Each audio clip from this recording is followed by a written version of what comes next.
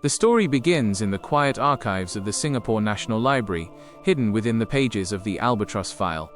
In 1965, the term albatross wasn't a symbol of grace, but a heavy, suffocating burden, the sudden, forced independence of a tiny island with no natural resources and no hinterland. This file reveals the raw logic of survival used by a leadership that was essentially told they wouldn't make it. While other nations might have crumbled under the weight of total isolation, the logic applied here was different.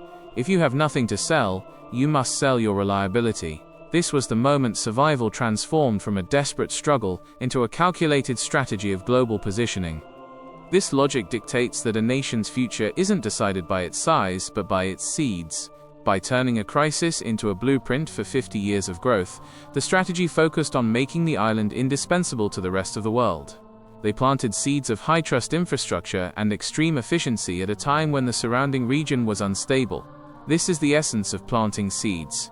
Making decisions today that create a gravity so strong that the world's capital, talent, and trade are pulled toward you by default. The albatross logic proves that when you are backed into a corner, your only way out is to build a foundation that the rest of the world cannot afford to let fail.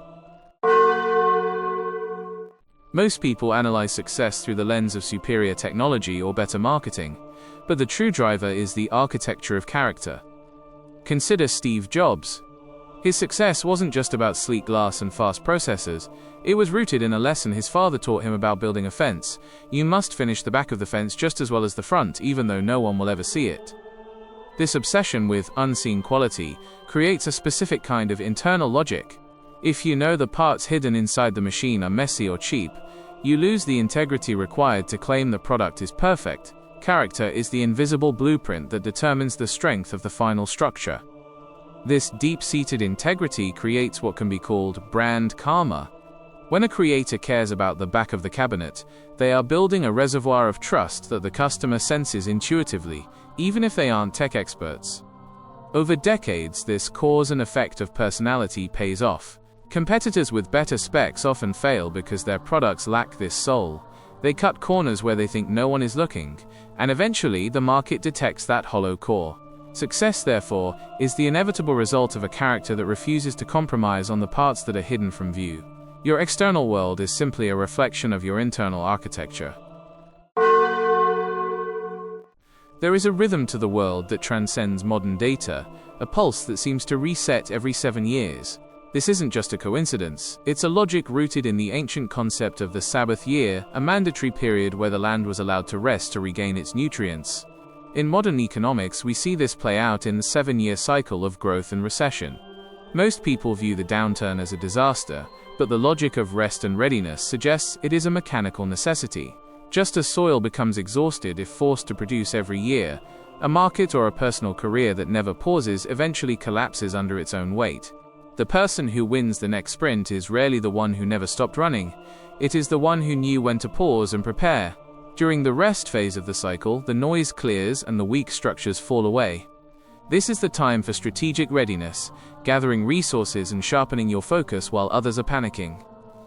By aligning your life with this 7-year rhythm, you stop fighting the natural tide and start using it. You realize that the low point of the cycle isn't an end, but the essential preparation for the next surge of growth. Success is about timing, and timing is about respecting the rhythm of the rest. A common myth persists that to reach the top you must have a dark side or leave a trail of destruction behind you. We are often told that every great fortune hides a great crime. However, the logic of clean success argues the opposite, that empires built on ruthless shortcuts eventually crumble under the weight of their own shadows. True success doesn't require a dark history, it requires a strict adherence to universal principles. Figures who build lasting legacies do so by realizing that ethical compromises are actually debts that must be paid back later with interest.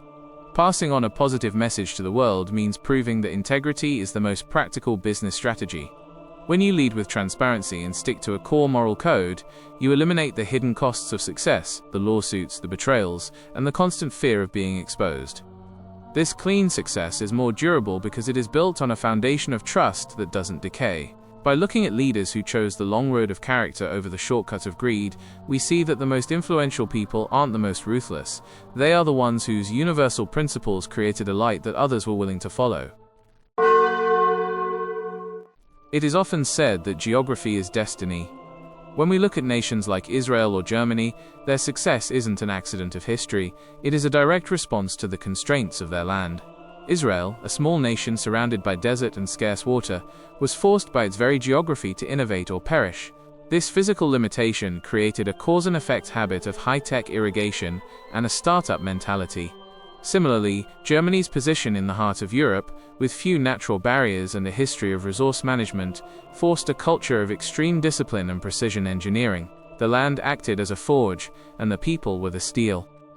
These constraints prove that a lack of resources is often the greatest catalyst for growth.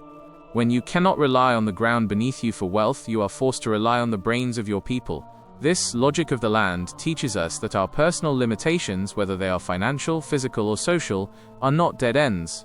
Instead, they are the specific pressures required to develop unique habits of innovation and discipline. Destiny isn't just about where you are born, it's about how you respond to the boundaries the world has set for you. Most people view being good or honest as a moral burden, but in the world of long-term success, it is actually the most practical business strategy.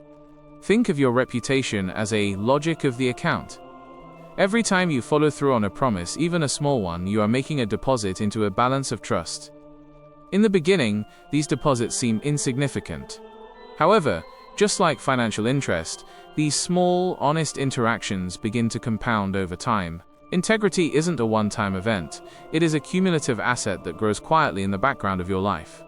The real value of this balance is revealed during a crisis. When the market crashes or a project fails, the person with a high trust balance survives because others are willing to extend credit, offer help, or provide a second chance based on years of consistent behavior.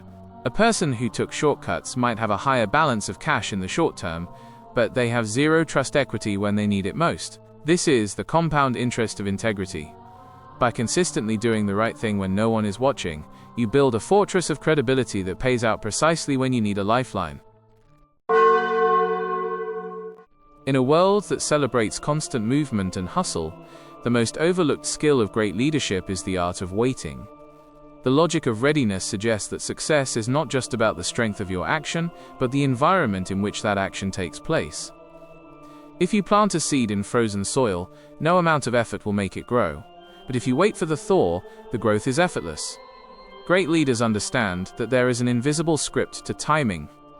They recognize that there are seasons when the world is moving against you, where every effort feels like swimming upstream, and seasons where the tide turns in your favor.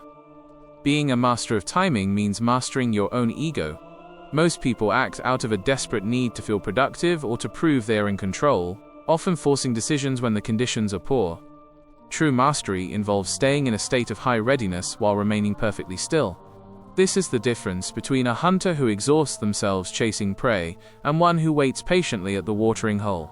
When you align your internal logic with the external rhythm of life, you realize that waiting is not passive, it is an active, strategic preparation. When the timing is finally right, a single precise move achieves more than 1,000 frantic actions taken at the wrong moment.